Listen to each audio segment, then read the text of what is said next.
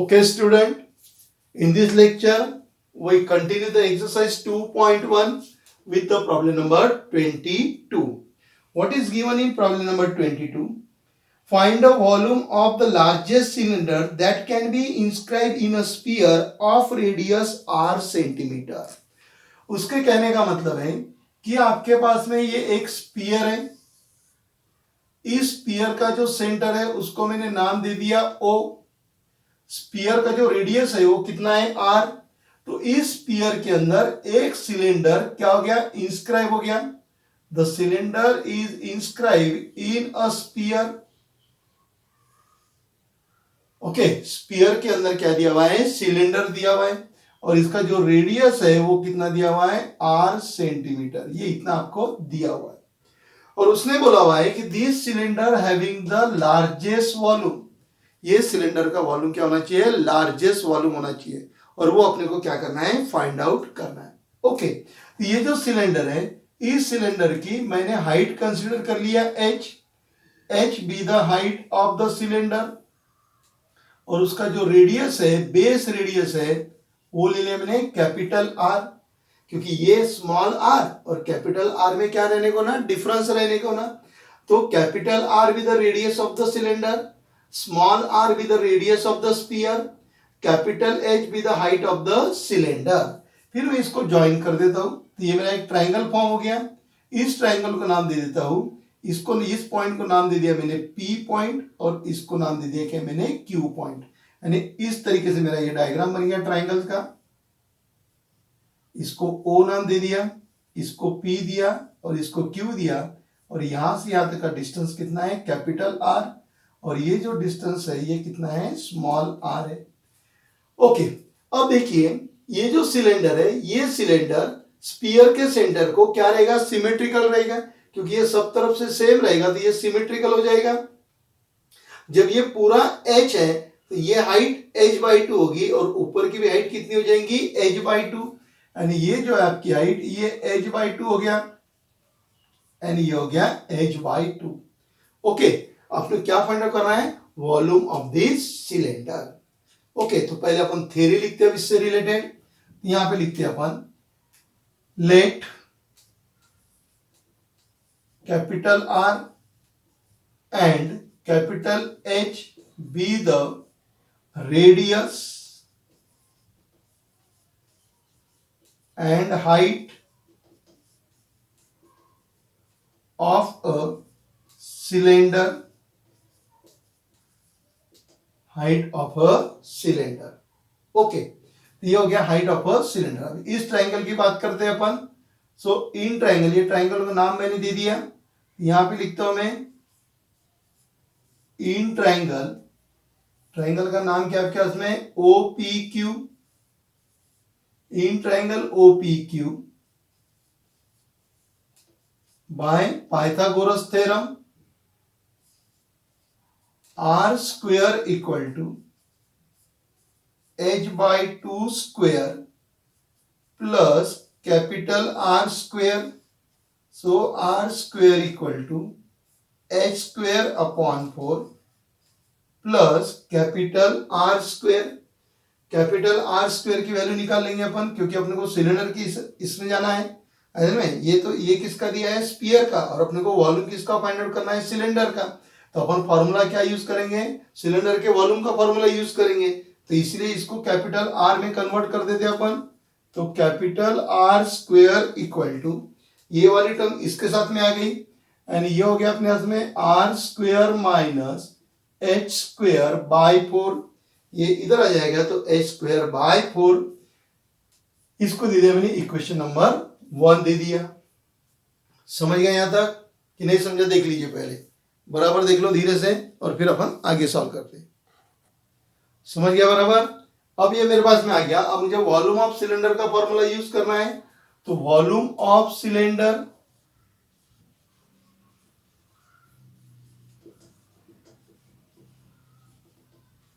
V equal to pi, sorry R capital आएगा, pi R square H. R की value put कर देता हूं मैं एंड ये हो गया मेरे पास में V equal to pi are square, ये उसकी वैल्यू लिख दिया मैंने, are square minus h square by 4 into H. So V equal to, pi को बाहर ही रहने दो, ये लिख दिया मैंने are square H minus H cube by 4। ये जो बाहर h है ये h अंदर लेके आ गया, differentiating with respect to h। Okay, अब differentiating with respect to h करेंगे अपन, differentiating with respect to capital H, ये हो गया मेरा v dash equal to pi, okay, r square constant. अब प्रॉब्लम ये आएगा कि सर ये आर स्क्वेयर क्यों कांस्टेंट है, क्योंकि वो स्पीयर का रेडियस है। स्पीयर चेंज हो रहा है क्या? नहीं, चेंज कौन होगा आपका? सिलेंडर चेंज होगा, मतलब सिलेंडर के डायमेंशन चेंज होंगे, स्पीयर का डायमेंशन चेंज नहीं होगा, क्योंकि वो तो कांस्टेंट है, स्पीयर कांस्टेंट है। उस स्पीयर के अंदर आपको सिलेंडर रखना है, तो उस सिलेंडर की हाइट और रेडियस आपको बताना है, तो इसीलिए आर स्क्वेयर क्या हो जाएगा? कांस्टेंट। क्यों? क्योंकि स्पीयर का रेडियस चेंज नहीं हो रहा, क्योंकि स्पीयर चेंज नहीं हो रहा।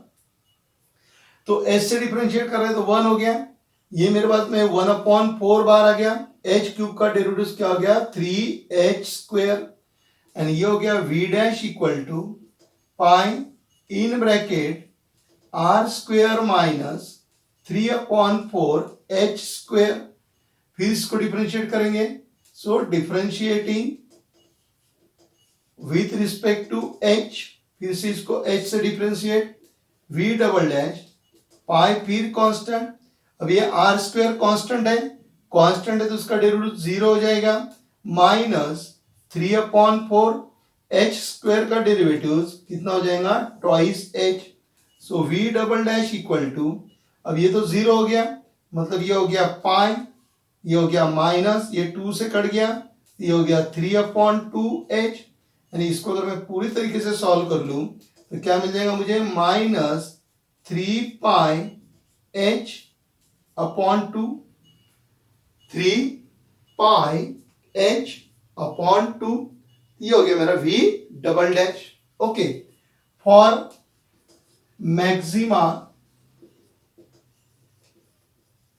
मैक्सिमम, क्योंकि आपको वॉल्यूम कैसा होना है? मैक्सिमम होना। So for maximum v dash equal to 0, ये v डैश की वैल्यू है, so that is pi in bracket R square minus 3/4 h square equal to 0। इसको उधर भेज दिया पाई को, ये हो गया मेरे पास में R square minus 3/4 h square equal to 0। आ रहा सभी के ध्यान में? फिर इस टर्म को ट्रांसफर कर देंगे, ये हो गया मेरे पास में 3/4 h square equal to R square. ये उधर जाके माइनस का काम करेगा, तो यहां से मुझे वैल्यू मिल गई h square equal to 4r square upon 3। So therefore h equal to 4 बोले तो 2, r स्क्वेयर बोले तो r, और ये हो गया √3, give as equation number 2। Okay, ये मुझे h की वैल्यू मिल गई। अब ये h की वैल्यू v डबल डैश में पुट करेंगे अपन, सो एट h इक्वल टू, समझ गया अपन ने h में क्यों कन्वर्ट किया? क्योंकि डिफरेंशिएट कैसे किया था अपन ने? h से, मतलब वेरिएबल कौन हो रहा अपना? h। तो v double dash equal to at h equal to twice r upon √3, v double dash equal to minus 3 pi h की वैल्यू पुट करता हूं, twice r upon √3 upon 2, v double dash. अब यहां पे देखिए क्या हो गया, r पॉजिटिव है, 2 पॉजिटिव है, √3 पॉजिटिव है, मतलब ये क्वांटिटी पॉजिटिव है, positive into positive, positive, positive upon positive, positive, and ये पूरी क्वांटिटी क्या हो गई? पॉजिटिव हो गई। तो निगेटिव इंटू पॉजिटिव क्या हो जाएगा? निगेटिव। तो निगेटिव बोले तो क्या हो गया? Less than 0। So therefore at h equal to twice r upon root 3, we get the maximum value.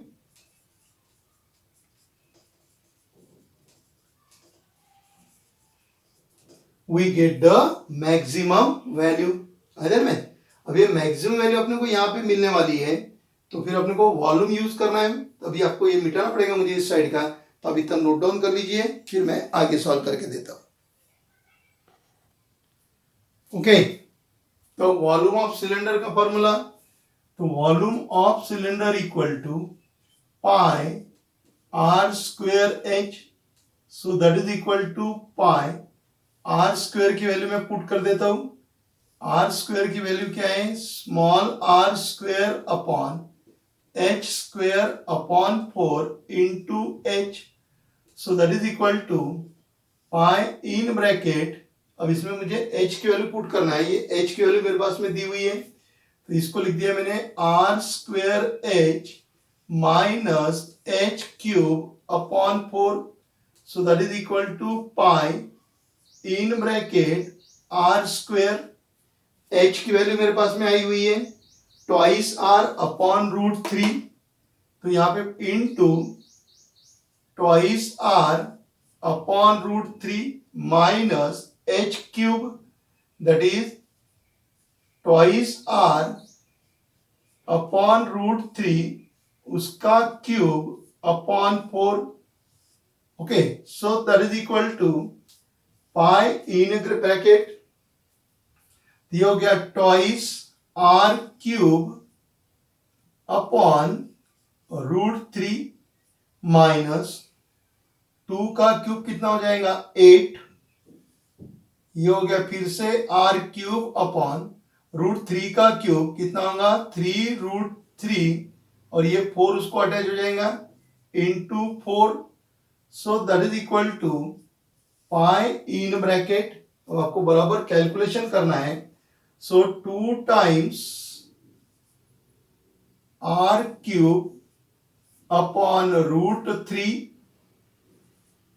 Minus 8 R cube upon कितना हो गया ये 12, यानी ये 4 2 जा 12 रूट 3, कितना कॉमन निकलता है वो निकाल लो।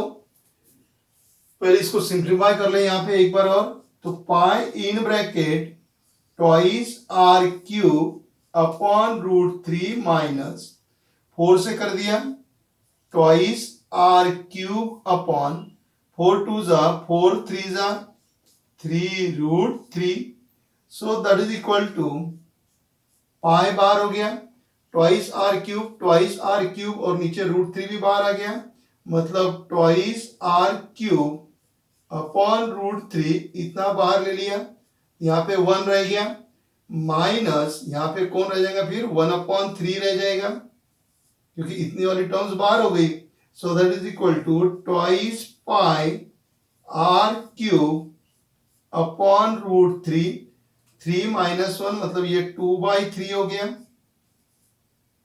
सो दैट इज इक्वल टू ये 2 2 जा 4 हो गया, 4 pi r cube upon 3 root 3, ये उसका आंसर है। ओके, यहां से पहले अगर अपन आर वगैरह सब कॉमन निकाल लेते वैल्यू पुट करने के पहले, तो अपने को परेशानी जाती नहीं थी। तो ये हो गया उसका फाइनल आंसर, कितना है 4 pi r cube upon 3 root 3। Okay, problem को नोट डाउन कर लीजिए, काफी अच्छा प्रॉब्लम है, ऐसे प्रॉब्लम पेपर में 4 मार्क के लिए आने के चांसेस रहते हैं आइदर में, और बहुत अच्छा प्रॉब्लम दिया हुआ है, तो आप अच्छी तरीके से उसको सॉल्व कर लीजिए और नोट डाउन कर लीजिए। फिर अपन चलते हैं प्रॉब्लम नंबर 23 की तरफ। प्रॉब्लम नंबर 23 बोर्ड पे लिखा हुआ है। प्रॉब्लम नंबर 23 में क्या बोला है, show that y equal to log 1 minus x minus 2x upon 2 plus x where x greater than -1, मतलब x की वैल्यू -1 से क्या रहेगी, ज्यादा रहेगी, is an increasing function on its domain. अब यहाँ पे इंक्रीजिंग फंक्शन है, अब मैक्सिमम मिनिमम वाले प्रॉब्लम खत्म हो गए, अब ये जो फंक्शन है, ये फंक्शन इस इंटरवल में क्या है, इंक्रीजिंग है, मतलब x ग्रेटर देन -1, तो x ग्रेटर देन -1 मतलब -1 से लेके इंफिनिटी तक। x ग्रेटर देन -1 क्या होगा, ये नंबर लाइन है मेरे पास में, यहाँ पे -1 है, इधर 0 इधर 1 है, तो x ग्रेटर देन -1 तो कहां तक जा रहा है, वो इंफिनिटी तक, मतलब उसका जो इंटरवल है वो इंटरवल कहां से कहां तक है, -1 से लेके इंफिनिटी तक है। तो इस इंटरवल में ये फंक्शन क्या है, इंक्रीजिंग है, ये आपको शो करना है। This function is increasing in this interval. अब इंक्रीजिंग और डिक्रीजिंग की कंडीशन आपको मालूम है कि f dash x greater than और equal to 0 function is increasing, f dash x less than और equal to 0 function is decreasing. ध्यान में रखिए, अब मैक्सिमा मिनिमा की प्रॉब्लम नहीं है, नहीं तो आप फर्स्ट ऑर्डर सेकंड ऑर्डर सब कुछ निकालते बैठोगे। This problem is of increasing और डिक्रीजिंग।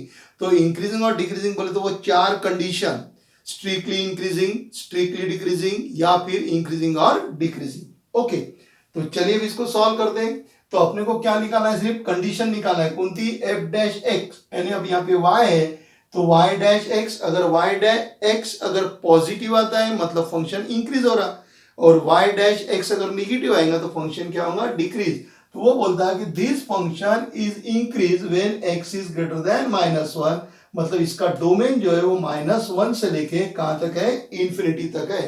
तो इस डोमेन में ये फंक्शन क्या रहने को ना, इंक्रीज रहने को ना, इंक्रीज रहने को ना, मतलब इसका y डैश एक्स क्या आने को ना, ग्रेटर देन 0 आने को ना। तो चलिए अब हम देखते हैं ग्रेटर देन 0 आता क्या। तो यहां पे लिखता हूं मैं, डिफरेंशिएटिंग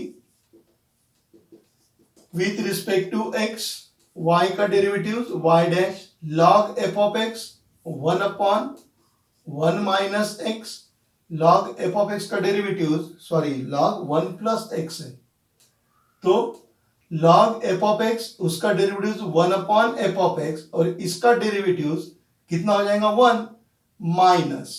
ओके, अब यहां पे देखिए 2 बाहर निकाल लिया, यहां पे 2 क्या किया मैंने, बाहर निकाल लिया है ना।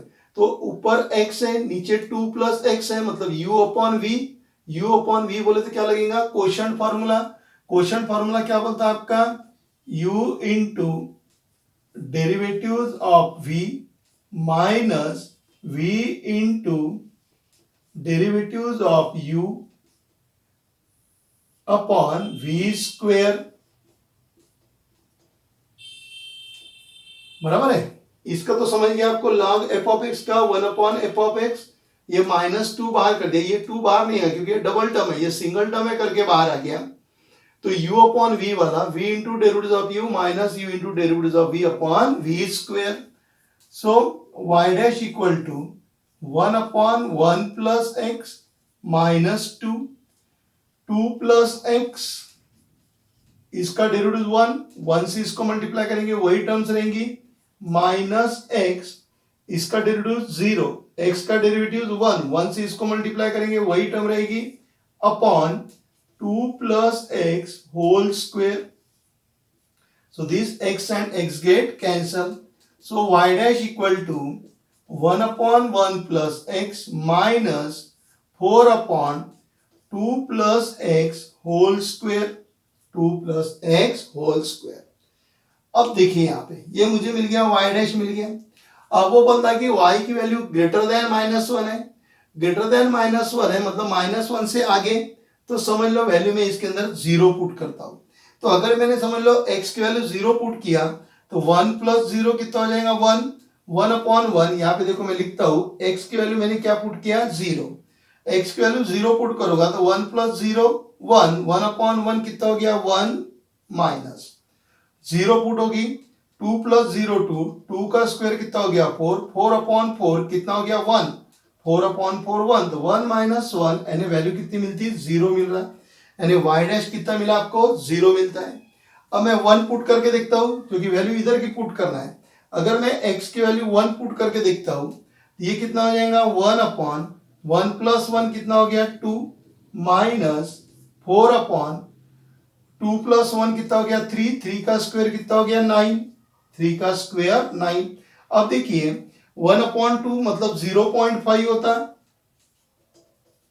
माइनस 4 को मल्टीप्लाई करेंगे अपन तो 4 9 जा मतलब 0 पॉइंट इधर 40 आ जाएगा, तो कितना हो गया 9 4 जा 36, मतलब ये आ गया। तो 0.4 और ये वाली जो टर्म्स है ये 0.4 ये 0.5 माइनस 0.4, मतलब आपको जो भी मिलेगा वो क्या मिलेगा 0.1। कैसा रहा पॉजिटिव। आप जैसे इधर आगे जाओगे ये वैल्यू बढ़ते जाएगी और ये वैल्यू क्या होते जाएगी कम होते जाएगी, यानी इसका मतलब ये नंबर बड़ा रहेगा और ये नंबर छोटा रहेगा। तो बड़े में से छोटा अपन जब उड़ाएंगे तो हमेशा पॉजिटिव आएगा, मतलब आपको दो मिलता है, जीरो भी मिल सकती है वैल्यू और क्या मिल सकती है positive.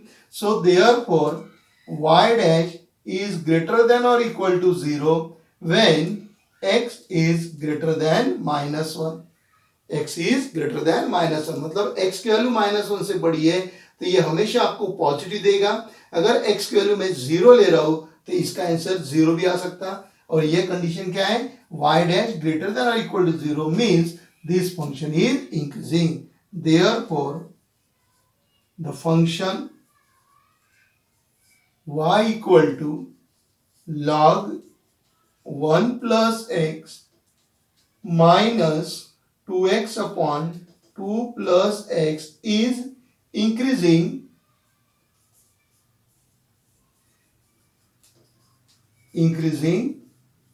in its domain।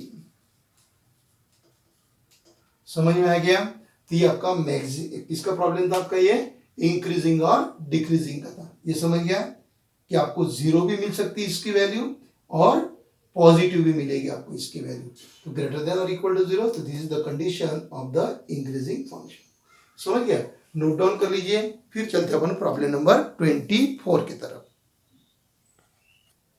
Okay, problem number 24 दिया है y equal to 4 sin theta upon 2 plus cos theta, theta lies between 0 to π/2। और आपको शो करना है कि दिस एन इंक्रीजिंग फंक्शन, जैसे पहले भी अपने शो किया था प्रॉब्लम नंबर 23 में, द फंक्शन इज इंक्रीजिंग। तो यहां पर भी आपको शो करना है कि this function is increasing in this interval. तो फिर वही y डैश वाला कार्यक्रम। So differentiating with respect to theta, क्योंकि यहाँ पे वेरिएबल थीटा दिया हुआ है, तो y dash equal to u upon v लगेगा। तो ये हो गया v into derivatives of u minus u into derivatives of v upon v square. समझ में आ गया। क्वेश्चन फॉर्मूला अप्लाई किया क्योंकि दोनों तरफ वेरिएबल दिया हुआ है, तो v into derivative of u minus u into derivative of v upon v square. Okay, ओहो सॉरी, प्रॉब्लम थोड़ा सा गलत लिखने में आ गया। यहाँ माइनस थीटा है, तो माइनस थीटा का डेरिवेटिव कितना हो जाएगा, -1 हो जाएगा। एक बार फिर चेक कर लेता हूं, 4 sin theta upon 2 plus cos theta minus theta. Okay, चलिए बराबर है। फिर अभी इतना सॉल्व हो गया, तो y dash equal to 2 plus cos theta, 4 constant, sine theta का derivative cos theta minus 4 sine theta 2 0 cos theta का derivative minus sine theta upon 2 plus cos theta उसका square -1। So that is equal to 4 से इसको multiply करेंगे, 4 2 जा 8, ये हो गया 8 cos theta plus 4 cos square theta minus into minus plus 4 sine square theta upon 2 plus cos theta whole square -1।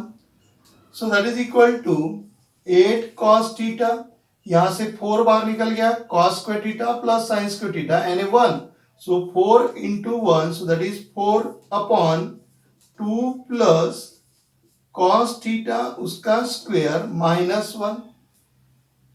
Simplify कर लेते हैं अब इसको, तो 8 cos theta plus 4 minus 2 plus cos theta square upon 2 plus cos theta उसका square.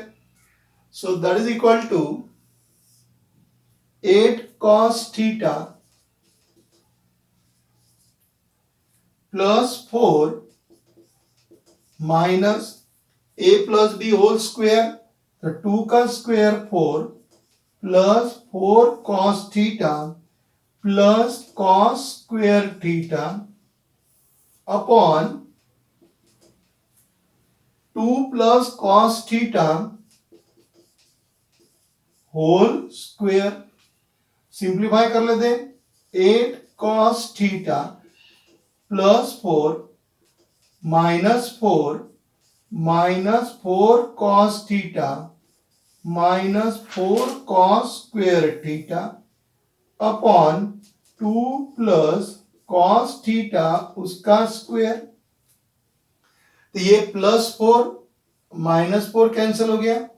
8 cos theta में से ये चले गया तो कितना आ गया 4 cos theta minus 4 cos square theta 2 plus cos theta उसका स्क्वायर. 4 cos थीटा कॉमन निकाल लो. 4 cos थीटा कॉमन निकल गया. 1 minus cos theta upon 1 minus cos theta upon 2 plus cos theta उसका स्क्वायर. ये क्या हो गया मेरे में y डैश. अब देखो आपका जो इंटरवल है वो कौन सा है. फर्स्ट इंटरवल में दिया है 0 to π/2.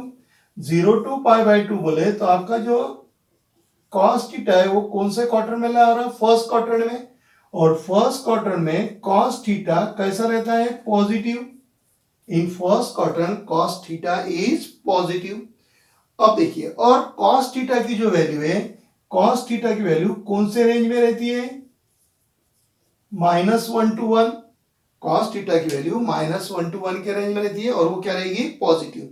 तो फर्स्ट क्वार्टर में cos थीटा कैसा आपका पॉजिटिव और वैल्यू उसकी 1 या 1 के रेंज में रहेगी. तो 1 माइनस 1 हो जाएगा तो 0. तो ये पूरा आपको 0 मिल गया. यानी आपको y डैश 0 मिल सकता है. या फिर इसके बीच में रहेगी मतलब 1 से कम रहेगी.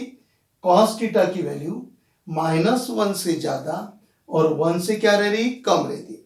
अब मैंने यहाँ पे इसकी वैल्यू cos थीटा की वैल्यू -1 और 1 उसके बीच में 0 आती है. तो cos थीटा की वैल्यू समझ लो 0 रख दिया.